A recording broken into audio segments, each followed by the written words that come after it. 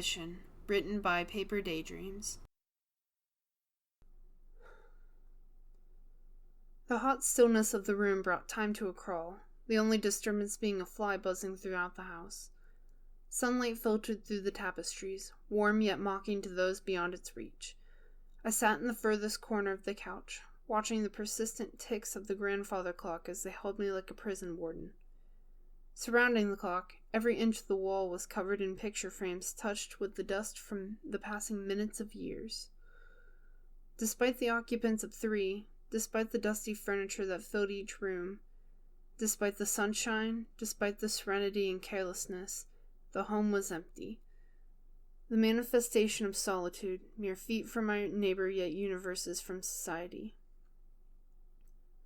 I broke the trance, making my way to the kitchen, a rattle dragging behind me as I walked.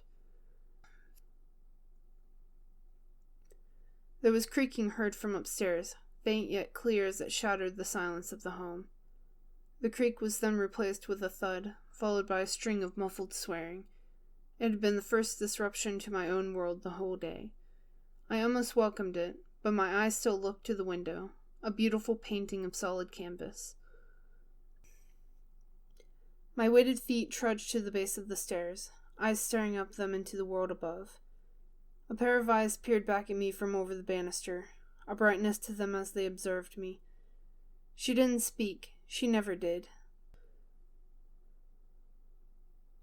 The last thing she had ever said, when I was almost too young to understand words, was a simple, "Actions speak louder than words." I forced myself up the stairs. The upstairs somehow felt more empty than downstairs, despite the tenants.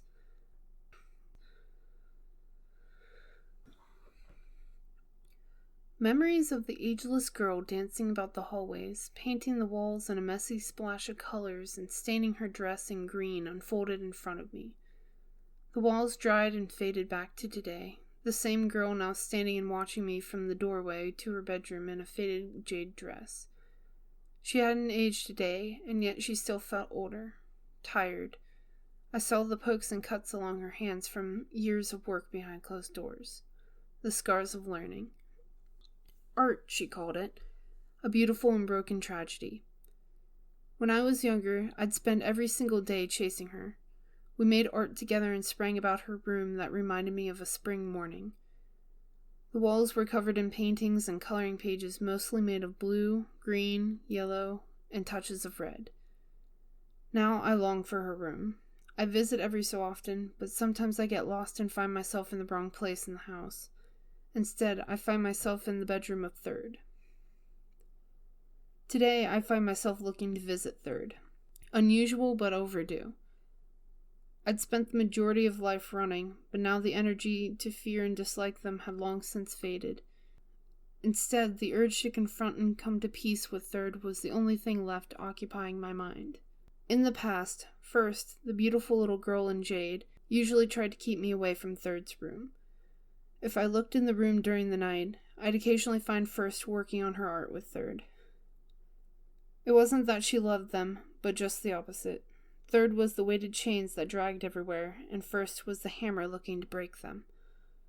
A pattern of black roses painted the purple walls of Third's room. Aged wood, long since faded to a gray, were massed in nothing more than a small rug beside the bed.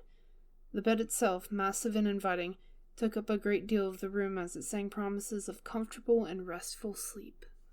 Third was slumped on the floor, stitches and bruises covering a tattered body that had long since ran miles and fought in wars. The guilt that burned my throat and raked my skull spiked tears. Merely seeing the crumbled figure became overwhelmingly cold. As much as I hid myself from Third, we still fought the same battles. The only difference between us was that I could heal from my wounds.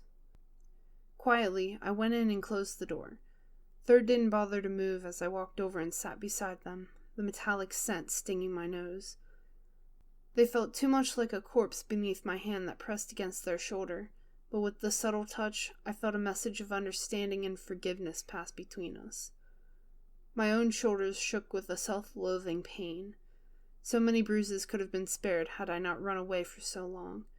The neglect of mental health only makes the pain worse, even if it isn't always felt.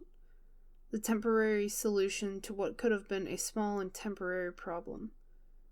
Of all of Ambition's art projects, I'd say this is her most disgusting and ruthless. I've lost count of how many times you've died in front of me. A flash of jade and black moved from my peripheral vision before those icy blue eyes, bright as ever, disrupted my own. The usual smile of ambition played on her lips as she reached for my hand.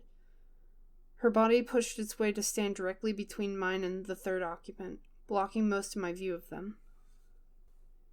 You know you shouldn't be in here. I thought third scared you. She paused, tilting her head instantly. Those huge eyes of hope worked overtime to lull me into a trance. It's wrong for you to willingly be here. Let's go do something else. Why'd you do it? I interrupted. The question hung in the air heavily, dragging down all other sounds with it, and for a moment the silence returned. The hopeful eyes narrowed, and I felt a jolt of pain. There was the urge to move and follow as I've always done, and yet the energy had been drained from my very being. I stood still, feeling like I needed to move forward, but only managed to walk back. I did it for love. Her hand clasped my wrist as if she were trying to physically pull me to her side. The voice felt foreign, and yet the painful hope reached me again. My hand balled into a fist as I pulled away, eyes falling back to 3. A person capable of that isn't capable of love.